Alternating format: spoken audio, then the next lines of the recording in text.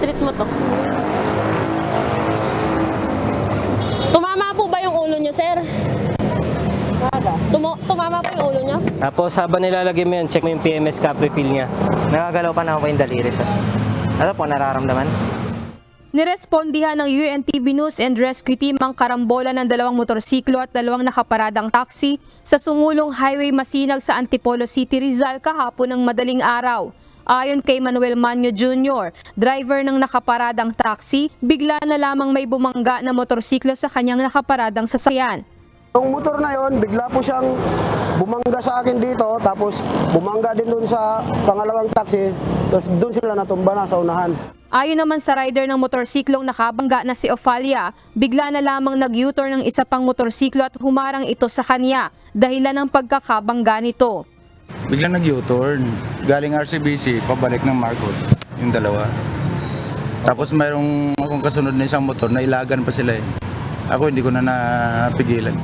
Kinilala ang mga biktima na sina Segmund Cueto, 38 anyos, Gilbert de la Paz, 43 anyos, at Danilo Ophalia, 52 anyos na nagtamo ng mga injuries sa iba't ibang bahagi ng katawan.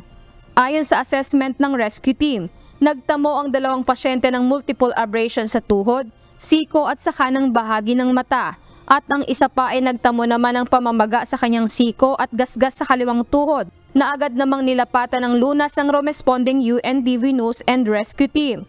Tumanggi nang magpadala pa sa ospital ang mga biktima na itinurn over naman sa mga autoridad. Naabutan pa ng UNTV News and Rescue Team ang isang babae kasama ang isang lalaki sa kahabaan ng 9th Street, Marisol, Angeles City, Pampanga pasado 1:00 ng madaling araw kahapon. Kinilala ang mga biktima na sina Myla Servar, 31 anyos, at ang kanyang kasama na kinilalang si Joshua.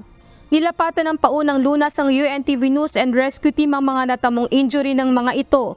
Pauwi na sana ang 2 nang mabangga ng isang lalaking nakamotorsiklo rin.